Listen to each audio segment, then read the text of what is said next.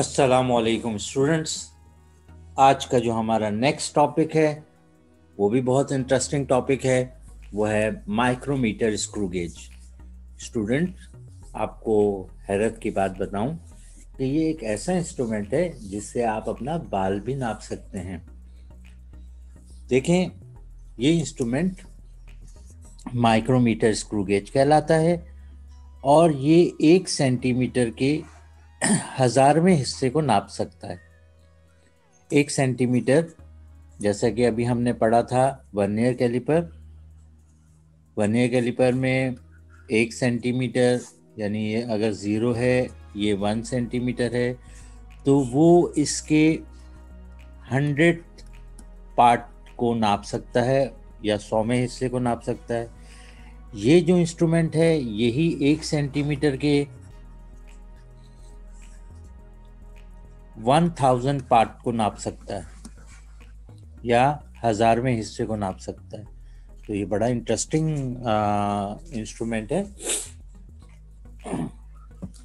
Screw gauge is an instrument is used to measure the thickness of a wire, glass, plastic, metal sheet accurately up to 0.01 mm।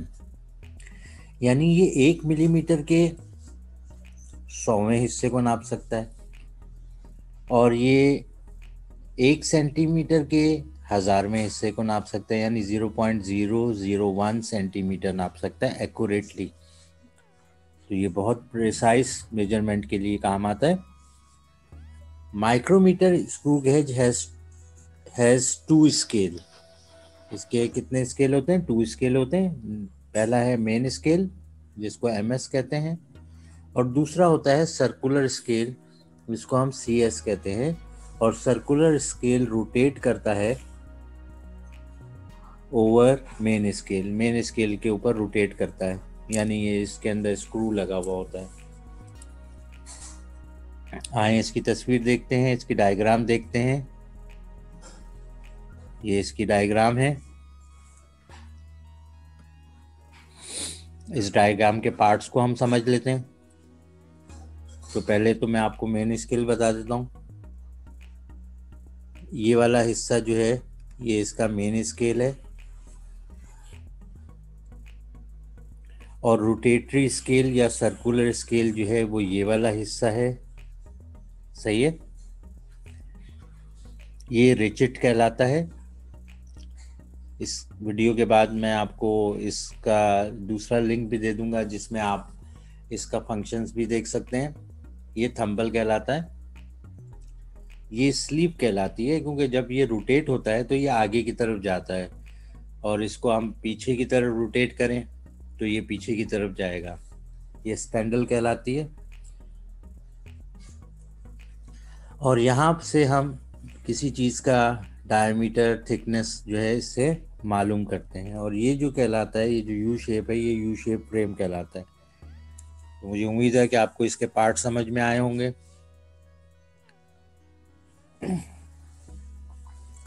ये जो main scale होता है आमतौर पर 0 से लेकर 15 मिलीमीटर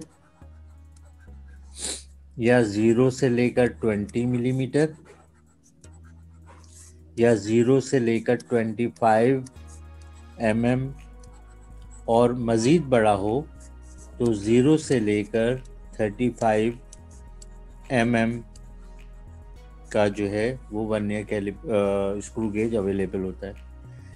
यहाँ पर जो सर्कुलर स्केल है, जो रोटेटरी स्केल है या सर्कुलर स्केल है, ये जो स्केल होता है ये आमतौर पर 100 डिविजन्स का होता है।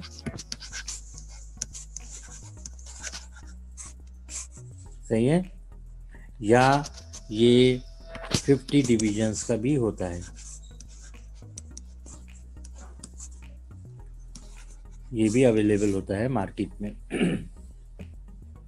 दोनों की रीडिंग लेने का तरीका और इनका लीस्ट काउंट अलग अलग होता है। हम जो आपको आपके प्रैक्टिकल पॉइंट ऑफ व्यू से समझाएंगे उसमें आपके पास जो होता है उसके अंदर 50 डिविजन्स होते हैं।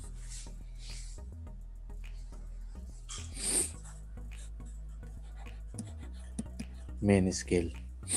तो लीस्ट काउंट क्या होता है? जैसा कि हमने डेफिनेशन पढ़ी थी, the smallest measurement that can be made by the help of screw gauge known as least count of screw gauge. The count of screw gauge can be calculated by the smallest division on main scale divided by total number of circular scale division।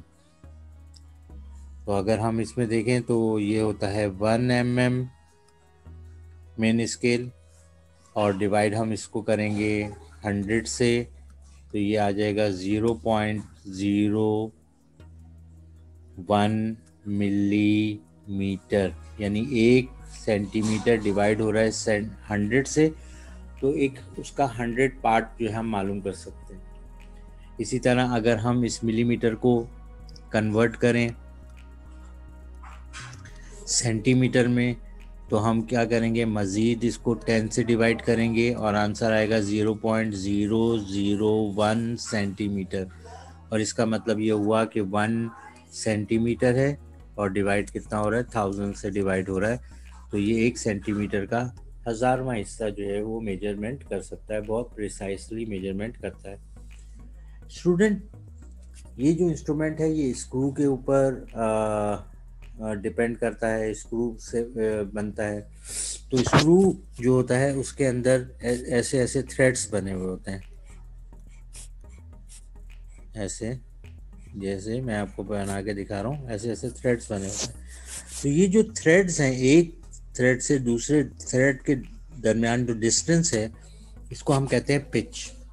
जैसा कि हम cricket खेलते हैं तो उसमें भी हम क्या क्या इस्तेमाल करते हैं, ये 3 विकेटें लगी हुई हैं और इस तरफ भी 3 विकेटें लगी हुई हैं, इस दरमियान की जो डिस्टेंस को हम क्या कहते हैं, पिच कहते हैं। और वो तकरीबन 22 यार्ड्स की होती है, डिफरेंस होता है इनके दरमियान में।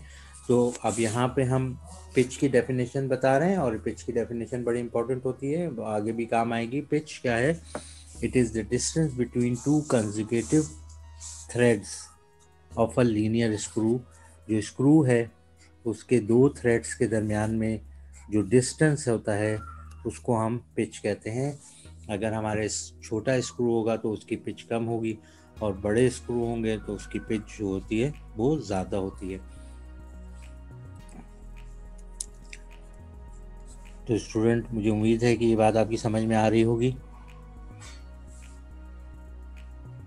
तो इसमें लास्ट जो इम्पोर्टेंट पॉइंट है वो याद कर लें, the least count of a micrometer screw gauge is 0.01 mm और 0.01 सेंटीमीटर।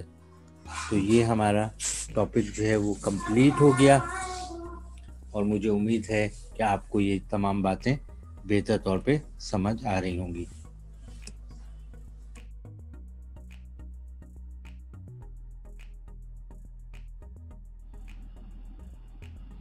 अस्सलाम वालेकुम स्टूडेंट्स, आज का जो हमारा टॉपिक है वो है माइक्रोमीटर स्क्रू गेज, और इसको हम प्रैक्टिकल पॉइंट ऑफ व्यू से आपको समझाने की कोशिश करेंगे। ये जो टॉपिक है ये आपका चैप्टर नंबर 2 में मेजरमेंट के चैप्टर्स में है, फिजिक्स में, और ये सेकंड मेजरिंग इंस्ट्रूमेंट है और बहुत इम्पॉर्टेंट है, और आपके प्रैक्टिकल्स में प्रैक्टिकल नंबर 3 है ये। तो आए इसके पार्ट्स को हम समझ लेते हैं। तो इसमें जो ये पार्ट आपको नजर आ रहा है ये कहलाता है स्टड, ये कहलाते हैं स्टड, ये सीधे से। और ये कहलाएगा, ये जो ये नंबर लिखे हुए 0, 1, 2 और 0, 5, 10 और ये लाइंस लगी हुई हैं, ये मिलीमीटर्स की लाइंस है, और यहाँ पे ये 10 मिलीमीटर तक शो कर रहा है। ये जो कहलाता है ये मेन स्केल कहलाता है, और ये जो ये वाला हिस्सा है ये इसका सर्कुलर स्केल कहलाता है, और जो ये हिस्सा है ये रेचेट कहलाता है। और माइक्रोमीटर स्क्रू गेज जो है वो थिन वायर्स, थिन स्फीयर्स या थिन ग्लास को नापने के या उसकी मेजरमेंट के काम आता है। आए, और ये यू शेप का एक मेटल में बना हुआ होता है, और यहाँ पे इसकी अमूमी तौर पे रीडिंग लिखी हुई होती है 25, यानी इसकी मेन स्केल की रेंज यहाँ पे लिखी हुई है कि ये 25 मिलीमीटर्स का है। बाज़ औक़ात यहाँ पे 20 मिलीमीटर्स का भी लिखा हुआ होता है, बाज़ औक़ात जो छोटा होता है इससे वो 15 मिलीमीटर्स का भी होता है और 10 मिलीमीटर्स का भी होता है। इसकी जो सर्कुलर स्केल्स होते हैं ये डिविजन्स 100 तक होती है। अभी मैं आपको इसको दिखाता हूँ। तो यहाँ पे देखें, अगर हम इसको इस तरफ मूव करें तो यहाँ पे भी एक स्क्रू लगा हुआ है और इसको माइक्रोमीटर स्क्रू गेज इसलिए कहते हैं क्योंकि ये स्क्रू और एक नट है। देखिए मैं इसको खोल रहा हूँ और आगे की तरफ भी लेकर जा रहा हूँ। सही है, अब मैं इसको खोल देता हूँ। आप ऐसा नहीं कीजिएगा, मैं आपको आपकी तसल्ली करा रहा हूँ कि हाँ ये खुलता है। अगर ये खुलता है तो यहाँ पे देखें ये नट है, स्क्रू बना हुआ है और इसके आगे ये स्टड है। ये इसका फेस यहाँ से भी सीधा होता है, इस तरफ से भी इसका फेस सीधा होता है। और अगर हम इसको देखेंगे तो ये फेस भी आपका सीधा है बिल्कुल, ताकि इसमें जो चीज़ है वो बिल्कुल सीधी रहे।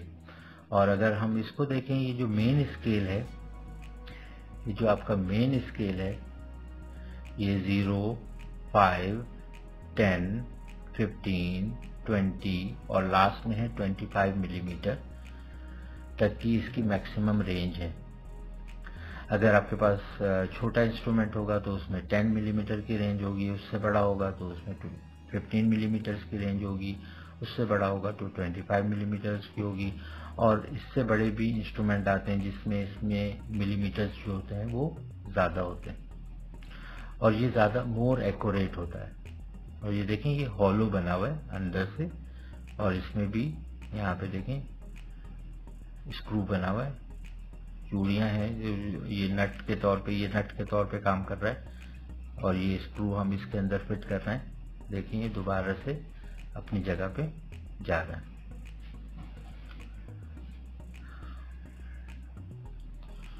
तो आपको ये पता लगा कि ये इंस्ट्रूमेंट वर्नियर कैलिपर से ज़्यादा एक्यूरेट होता है और मोर प्रिसाइज हम इसमें मेजरमेंट कर सकते हैं। अब हम इसमें एक मेजरमेंट कर रहे हैं आपके सामने।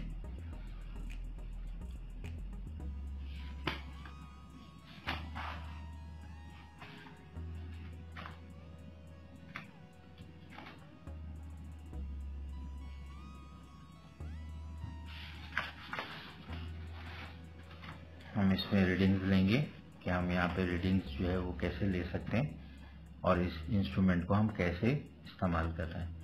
ये मेरे पास एक स्मॉल स्फीयर है मेरे हाथ में, मैं इसके अंदर इसको फंसा रहा हूँ। सही है, मैंने इसको फंसा दिया।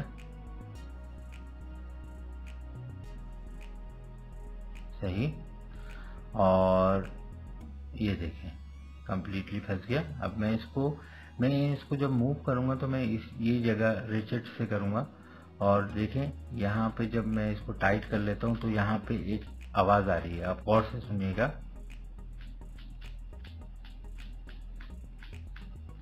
जब ये साउंड प्रोड्यूस होता है तो इसका मतलब है आपको मजीद इसको क्लोज डाउन करने की जरूरत नहीं है। तो अब हम देखते हैं कि इसके मेन स्केल की रीडिंग क्या आ रही है। तो उससे पहले हम इसका लीस्ट काउंट मालूम करते हैं। जैसा कि आपने देखा है यहाँ पर कि यहाँ पर 25 मिलीमीटर है, तो इसमें स्मॉलेस्ट मेजरमेंट जो मेन स्केल में है होती है वो 1 मिलीमीटर होती है। यानी मेन स्केल की जो हमारे पास रीडिंग है वो है 1 मिलीमीटर। इसको हम कन्वर्ट करेंगे सेंटीमीटर में, तो इसको हम डिवाइड कर देंगे 10 से, तो हमारा आंसर आएगा 0.1 सेंटीमीटर। दूसरी बात हमें यहाँ पे ये समझनी है कि जो हमारा मेन स्केल सर्कुलर स्केल है इसके डिवीजन, तो यहाँ पे 50 लिखा हुआ है। मैं आगे करूँगा अगर इसको तो यहाँ पे 60, फिर आगे 70, फिर आगे 80, फिर आगे 90 और फिर ये 0 मीन 100। यानी सर्कुलर स्केल के जो डिविजन्स हैं वो हैं 100 डिविजन्स।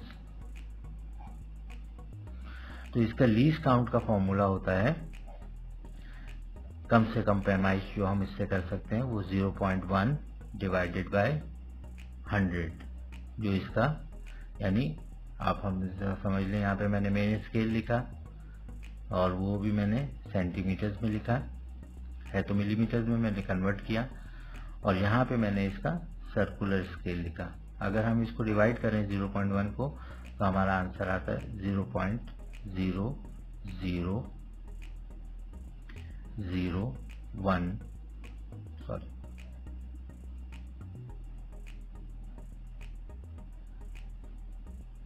ये हमारा आंसर आता है, यानी 0.01 सेंटीमीटर्स। बाज ऐसे इंस्ट्रूमेंट होते हैं जिसके सर्कुलर स्केल डिवीजन 50 के होते हैं, तो उसका जो लीस्ट काउंट होगा वो चेंज होगा। अब आए हम इसमें रीडिंग कैसे लेते हैं, तो हम कॉलम अपने बना लेते हैं। सबसे पहला कॉलम हमारा होगा मेन स्केल, दूसरा कॉलम हमारा होगा सर्कुलर स्केल, ये सेंटीमीटर्स में हम लेंगे और ये डिविजन्स में होता है। तीसरा कॉलम हमारा होगा फ्रिक्शनल पार्ट, ये सेंटीमीटर में हमारा आंसर आएगा, और लास्ट में हमारे पास इसकी टोटल रीडिंग आएगी। टोटल रीडिंग में हम main scale reading, main scale और जो हमारा फ्रिक्शनल पार्ट होता है इसको ऐड करते हैं। तो आए देखते हैं हम रीडिंग कैसे नोट कर रहे हैं। तो जैसा कि हम रिचेट को दबाएंगे तो ये आवाज़ प्रोड्यूस हो गई है, और यहाँ पे अगर हम गौर से अगर हम देखें तो ये लाइन कहाँ तक आ रही है, 5 तक आ रही है, सही है। तो हमारे मेन स्केल की रीडिंग क्या होगी, 5 मिलीमीटर। आप इसको अगर सेंटीमीटर में करेंगे तो कन्वर्ट किस तरह हो जाएगी, ये 0.5 सेंटीमीटर। अब हमने बड़े तरीके से देखना है कि ये जो लाइन है स्पेसिफिकली ये लाइन सर्कुलर स्केल की कौन सी लाइन से टच कर रही है।